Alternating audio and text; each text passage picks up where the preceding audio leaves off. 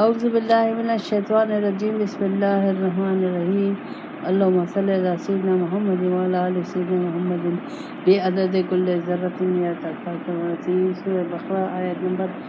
سود کے بارے میں اللہ تعالیٰ اس سے اوپر والی آیت میں اللہ تعالیٰ نے کہا تھا کہ جو سود لیتا ہے وہ قیامت کے دن ایسے اٹھے گا جیسے اس پہ جن آ گیا، یعنی اس کی یہ حالت ہوگی۔ یعنی تو اب اللہ تعالیٰ کیوں سود کو منع کر رہا ہے؟ جب اللہ نے منع کیا تو لوگوں نے سوال کیا کہ اب جو خرید و فروخت ہے اور سود ایک ہی بات ہے، کوئی پیسے دے کے چیزیں خرید لیتا ہے تو اس کا منافع آتا ہے، اسی طرح ہم پیسے دے کر اس پہ منافع کماتے ہیں۔ تو اللہ تعالیٰ نے اللہ نے کہا، اللہ کی منشا ہے کہ نہیں، پیسے قرض دے کے اس پر پیسے لینا منع ہے۔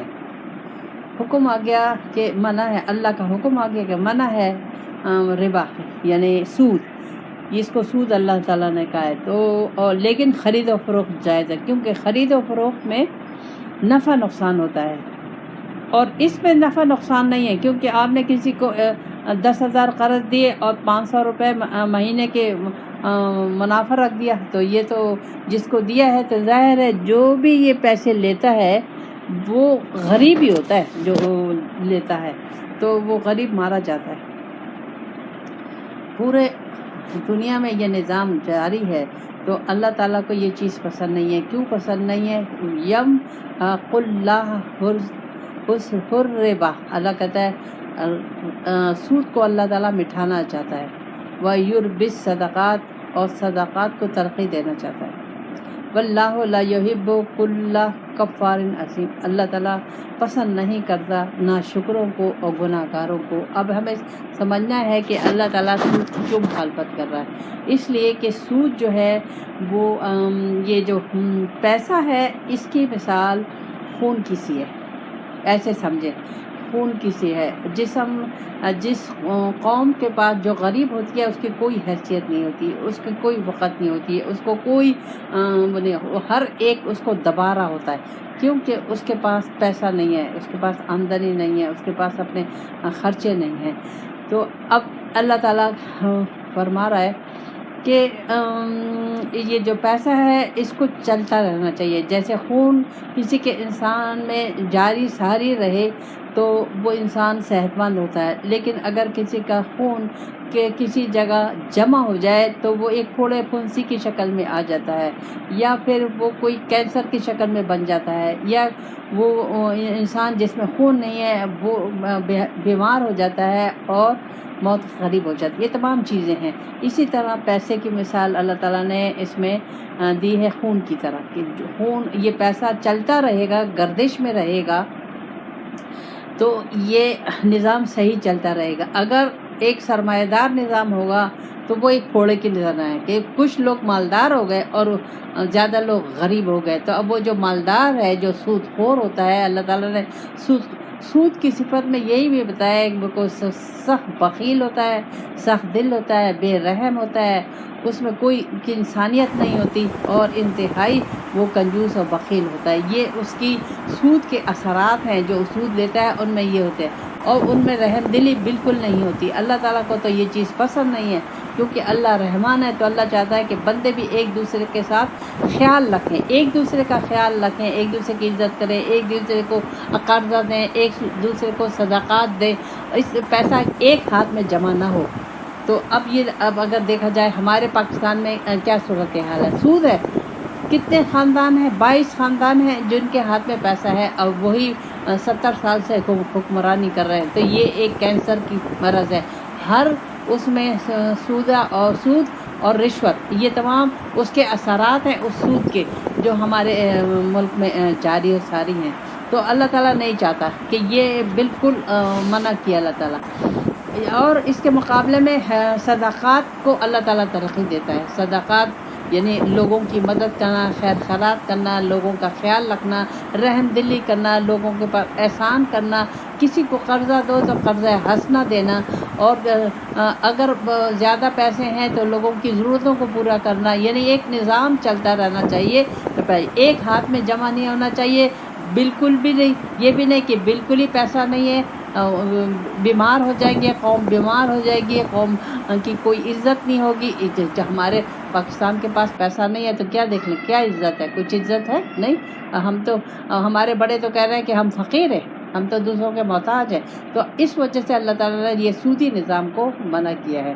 اور پھر واللہ لا یحب، اللہ تعالیٰ دوست نہیں رکھتا کفار، یا کفار کا مطلب ہے ناشکر، یعنی اللہ تعالیٰ کی کتنی نعمتیں ہمارے پاس، اگر ہم غریب بھی ہیں تو نعمتیں ہیں، ہم درمیانے طبقے کے ہیں جب بھی نعمتیں ہیں، ہم ہر چیز ہمارے اللہ تعالیٰ نے ہمیں دی ہوئی ہے، لیکن ہم اللہ کی نعمتوں کا شکر ادا نہیں کرتے۔ اور گناہ گار تو ظاہر سود خور گناہ گار ہے، حرام خور گناہ گار ہے، رشوت خور گناہ گار ہے، اور اللہ تعالیٰ کو یہ چیزیں پسند نہیں ہیں۔ تو یہ اللہ تعالیٰ کہہ رہا ہے کہ جو میں نے حکم دیا ہے، میری منشا یہ ہے، اللہ کی منشا یہ ہے۔ اللہ زبردستی نہیں کر رہا، اللہ تعالیٰ تو زبردستی کرتا تو پھر تو وہ انسان کی جو عظمت ہے وہ تو ہو جاتی، وہ تو اللہ کے لیے تو مشکل نہیں ہے کہ سب کو مسلمان پیدا کر دے، سب کو مومن پیدا کر دے، نہیں۔ اللہ تعالیٰ نے اسی لیے ہم پہ چھوڑ دیا، لیکن ہمیں راستہ بتا دیا، طریقہ بتا دیا، ہمیں سمجھا دیا، اپنے پیغمبروں کے ذریعے، اپنے دوستوں کے ذریعے اللہ تعالیٰ نے ہمیں بتا دیا کہ کیا کون سا طریقہ صحیح ہے، کون سا طریقہ اللہ کو پسند ہے، کس طریقے سے ہم، کیونکہ جانا اللہ ہی کے پاس ہے، ہماری زندگی کا مقصد اللہ ہے، اور اللہ ہی کے حکم کے مطابق، مرضی کے مطابق، اللہ کی منشا کے مطابق زندگی گزارنی ہے۔ اور اللہ کی منشا کیا ہے؟ قرآن ہے، رسول پاک صلی اللہ علیہ وسلم ہے، اس کے مطابق ہمیں زندگی گزارنی ہے، اپنی مرضی کہیں نہیں ہے۔ یہ نہیں ہو سکتا کہ ہم کما رہے ہیں تو ہماری مرضی چلے گی، ہم اپنی مرضی سے خرچہ کریں گے۔ کوئی بھی جو مومن ہے اللہ تعالیٰ نے ان کو اجازت نہیں دی، بالکل اجازت نہیں دی کہ تم اپنی مرضی سے، زندگی اپنی مرضی سے ہے ہی نہیں۔ جو ابھی تک یہ سب ہم مسلمان اپنی مرضی سے زندگی گزار رہے ہیں، جبھی تو خوار ہے۔ جس دن ہم نے اللہ کی مرضی لے لی، رسول پاک صلی اللہ علیہ وسلم کا طریقہ لے لیا، سب فیل ہو، ساری دنیا کی ممالک فیل ہو جائیں گے، اسلام، مومن، مسلمان اونچے ہو جائیں گے، اللہ تعالیٰ ان کو رتبے دے گا، کیونکہ اللہ تعالیٰ نے یہ کائنات جو بنائی ہے یہ مومن کے لیے بنائی ہے۔ یہ حکومتیں جو ہے، یہ جو دنیا کی نعمتیں ہیں، یہ اللہ تعالیٰ نے مومن کے لیے بنائی ہیں، لیکن اللہ تعالیٰ نے اس کو اگر طریقے سے استعمال کریں گے، یہی نعمتیں اگر ہم اللہ کی منشا کے مطابق استعمال کریں گے تو مومن بنیں گے، اللہ کی مرضی کے خلاف کریں گے تو کفار بنیں گے اور اسیم بنیں گے، ناشکرے بنیں گے، گناہ گار بنیں گے۔ پھر اللہ تعالیٰ آگے اب اللہ تعالیٰ مومن کو خوشخبری سنا رہا ہے۔ مومن وہ جو اللہ پہ یقین رکھتا ہے اور اپنی زندگی اللہ کے لیے وقف کر دی ہے، اور وہ اپنی زندگی اللہ اور رسول کے حکم کے مطابق زندگی گزارتا ہے۔ ان الذین آمنوا وعملوا الصالحات، اللہ کہہ رہا ہے وہ مومن جو مجھ پر ایمان لایا، یقین لایا، اور اس نے نماز کا نظام قائم کیا اور زکوٰۃ کا نظام، زکوٰۃ دی، اس کا اجر اللہ کہہ رہا ہے لہم اجرہم عند ربہم، اس کا اجر میرے پاس ہے، میں دوں گا اس کا اجر، ولا خوف علیہم ولا ہم یحزنون۔ تو ایسے لوگوں کو نہ خوف ہوگا نہ غمگین ہوں گے۔ اب ہمیں سمجھنا ہے اس کو کہ اللہ تعالیٰ مجھے کیا کہنا چاہ رہا ہے۔ اللہ کہہ رہا ہے کہ مجھ پر یقین کرو کہ میں تمہارا رب ہوں، میں تمہیں ساری تمہاری تقدیر میرے ہاتھ میں ہے، زندگی میرے ہاتھ میں ہے، عزت اور بےعزتی میرے ہاتھ میں ہے، زندگی اور موت میرے ہاتھ میں، ہر کچھ میرے ہاتھ میں۔ تمہیں میں نے اپنے لیے پیدا کیا، اور پھر میں تمہیں ہدایت میں تمہیں دوں گا، اور ہدایت دینے کے لیے میں نے تمہیں اپنا محبوب دیا، قرآن دیا، اس کے مطابق تم اگر چلو گے، اس کے مطابق اس یقین کے ساتھ عمل صالح کرو گے اور نماز کا نظام قائم کرو گے اور زکوٰۃ دو گے تو اس کے تمام اجر میں دوں گا۔ تو جب اجر اللہ تعالیٰ، اس کا سب سے بڑا اجر کیا ہے؟ اس کا اجر یہ ہے کہ وہ خوف نہ، یہ آیت، اس آیت کو ہم ملائیں گے اوپر والی آیت کے ساتھ۔ کون سی آیت کے ساتھ؟ جس میں اللہ تعالیٰ فرماتا ہے کہ 275 کی آیت، اس میں اللہ تعالیٰ فرماتا ہے اوپر سے پڑھوں گی. الذین یاکلون الربا لا تقوم الا کما یقوم الذی یتخبط الشیطان من المس ذلک بانہم قالوا انما البیع مثل الربا واحل اللہ البیع وحرم الربا فمن جاءہ موعظۃ من ربہ فانتہى فلہ ما سلف. اب اس کو ہم فلہ ما سلف کے ساتھ ملائیں گے، کیونکہ اللہ تعالیٰ نے یہاں کہہ رہا ہے کہ جو پیچھے تم نے توبہ کر لی، اب جو تم نے پیچھے کیا، جو یعنی جو پیچھے رہ گیا، اب کیا چیز رہ گئی؟ وہ سود کا پیسہ. ہم نے تو سود لینے سے توبہ کر لی، لیکن ابھی ہمارے نے جو سود کا جو ہم نے منافع لیا تھا وہ پیسہ ہمارے پاس ہے، وہ پیسہ ہمارے پاس ہے. تو اللہ تعالیٰ اب مجھے اس میں اللہ تعالیٰ کہہ رہا ہے کہ اے مومنو یا ایھا الذین آمنوا اتقوا اللہ وذروا ما بقی من الربا. اللہ کہتا ہے اگر تمہیں میرے کہنے پر، میری بات پر، میرے قرآن پر، میرے حبیب پر تمہیں یقین ہے تو اور تم نے مجھ سے ڈرو مومنو، لیکن جو تم نے سود کا پیسہ تمہارے پاس ہے اس کو چھوڑ دو، یعنی جس سے تم نے وہ منافع لیا ہے اس کو واپس کر دو. کیوں کہ غریب ہی زیادہ تر پیسہ قرض لیتا ہے، مالدار نہیں، وہ غریب لیتا ہے، اور غریب لیتا ہے ضرورت کے لیے، تو وہ بیچارہ وہ سود میں دبتا چلا جاتا ہے ان پیسوں میں. اس کا وہ جو اصل ہے وہ اس کو ہاتھ میں نہیں آتا، بلکہ اس پہ سود بڑھتا رہتا ہے. تو اللہ تعالیٰ نے کہا کہ اب تک تم نے اس پیسے پہ، جو بھی پیسہ تم نے قرض دیا ہے اس پہ تم نے جتنا بھی منافع لیا ہے اس کو چھوڑ دو، اس کو معاف کر دو، اس کو واپس کر دو. ان کنتم مومنین، اگر تم مومن ہو. یہاں صاف حکم آ گیا ہے کہ آپ نے اول تو سود لینا نہیں ہے کسی کو سود پہ پیسے دینے نہیں ہیں، سود پہ پیسے لینے نہیں ہیں. تو آپ نے اگر اب تک سود کا کاروبار کر رہے تھے، کسی سے لین دین سود کا تھا، تو اب آپ کو پتہ چل گیا کہ میری منشا یہ نہیں ہے، میں یہ نہیں چاہتا، اب میرا حکم ہے. کیوں میں نہیں چاہتا؟ آگے اللہ تعالیٰ بتائے گا کہ اللہ تعالیٰ کیوں نہیں چاہتا. تو اب بتا بھی دیا اللہ تعالیٰ نے کہ اس سے فساد پھیلتا ہے، دنگا اور غریبی آتی ہے، لوگوں کی مشکلات بڑھتی ہیں، لوگوں میں سخت دلی آتی ہے، بے رحمی آتی ہے،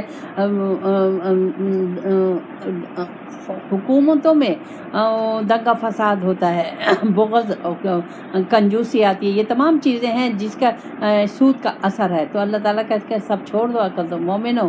اگر نہیں، اب اللہ تعالیٰ ہمیں بتا رہا فَإِن لَمْ تَفْعَلُوا، اگر تم نے سود کا کاروبار نہیں چھوڑا، سود کا پیشہ نہیں چھوڑا، سود پہ پیسے لینے نہیں چھوڑے، تو اللہ کہتا ہے فَأْذَنُوا بِحَرْبٍ مِّنَ اللَّهِ وَرَسُولِهِ، تو اب تم تیار ہو جاؤ اللہ اور رسول سے لڑائی کے لیے. اب یہ دیکھیں کتنا سخت اللہ تعالیٰ نے وہ کہا ہے کہ مجھ سے لڑائی کے لیے، میرے رسول سے لڑائی کے لیے تیار ہو جاؤ. وَإِن تُبْدُوا فَلَكُمْ رُءُوسُ أَمْوَالِكُمْ، اگر تم نے معافی مانگ لی، اللہ سے توبہ کر لی ہے، تو تم وہ مال جو تمہارے پاس ہے وہ مال ان کو واپس کر دو. تمہارا اصل مال تمہیں مل جائے گا، وہ جو منافع ہے وہ تم ان کو واپس کر دو. لا تظلمون ولا تظلمون، نہ تم پر کوئی زیادتی ہوگی، نہ کسی اور پہ کوئی زیادتی، نہ کوئی تمہیں نقصان پہنچائے، نہ تم کسی کو نقصان پہنچاؤ. اب اللہ تعالیٰ، اب یہ دیکھیں اگر دیکھا جائے تو پورے اسلامی ملکوں میں سود کا نظام ہے. تو جبھی تو سب اللہ تعالیٰ کی لعنت میں آئے ہوئے، اللہ کے عذاب میں آئے ہوئے، اور جبھی تو وہ کامیاب نہیں ہو رہا، جبھی تو ان کی کوئی پاور نہیں ہے، کوئی طاقت نہیں ہے، کچھ نہیں ہے. اور اسی طرح ہمارے پاکستان کی تو کیا بدحالی ہو رہی ہے، یہ عذاب آ رہا ہے. یہ جو جتنے بھی عذاب ہیں، یا کرونا ہے، یا سیلاب ہے، جو کچھ بھی ہے، یہ ایک عذاب کی، اللہ کی ناراضگی کی شکل ہے. اگر یہ اللہ کی تنبیہ کی ایک شکل ہے. اگر ہم ان سے نہیں سیکھیں گے، نہیں جانیں گے، تو جائیں گے کہاں؟ اللہ کے پاس. تو پھر اللہ کے پاس جائیں گے تو وہاں تو کچھ بھی نہیں ہے. موت کا فرشتہ جب آ گیا تو اس وقت کچھ بھی نہیں ہوگا. یہ زندگی اللہ تعالیٰ نے مجھے اپنے لیے دی ہے، اپنے پانے کے لیے دی ہے، اپنا خلیفہ بنایا ہے. تو مجھے اللہ کا بندہ بننا ہے، مجھے اپنے نفس کا بندہ نہیں بننا. مجھے کوشش کرنی چاہیے کہ میں اپنی زندگی کو اللہ اور رسول کے لیے وقف کر دوں. اور ہر حکم میں، عورتوں کو بھی چاہیے کہ ہر حکم میں، ہر چیز میں اللہ اور رسول کو سامنے رکھیں. جو کچھ کریں اپنی مرضی کو چھوڑ دیں. لوگوں کو دیکھنا چھوڑ دیں، شوہروں کو دیکھنا چھوڑ دیں، بیٹوں کو دیکھنا، بہوؤں کو دیکھنا، ان کو لوگوں کو دیکھنا چھوڑ دیں، اپنے کو دیکھیں کہ کیا کر رہے ہیں، میں کیا کر رہی ہوں، میرا عمل کیا کر رہا ہے، میرے ہاتھ پیر کیسے سر انجام دے رہے عمل کو، میری زبان کیسی ہے، میرا اخلاق کیسا ہے، میرے لین دین کیسے ہیں، میں کس قسم کا مال کھا رہی ہوں، کس قسم کا مال کما رہی ہوں، میں جاب کر رہی ہوں تو کس طریقے سے جاب کر رہی ہوں، میں بزنس کر رہی ہوں تو کس طریقے سے بزنس کر رہی ہوں۔ یہ تمام چیزیں ہمیں دیکھنی ہیں، اور یہ تمام چیزیں ہمارا ایمان ہے، یہ ہمارا دین ہے، اور یہی ہم جو کچھ کر رہے ہیں وہ آگے جا رہا ہے اور لکھا جا رہا ہے، اور اسی کے مطابق ہمارے اعمال کے مطابق ہمارے ساتھ اللہ تعالیٰ سلوک کرے گا۔ تو بہتر ہے کہ ہم اپنے کو پہچانیں، جانیں۔ ہم جو ہیں یہ بظاہر کوئی چیز نہیں، اچھا ربنا آتنا فی الدنیا حسنۃ وفی الآخرۃ حسنۃ وقنا عذاب النار۔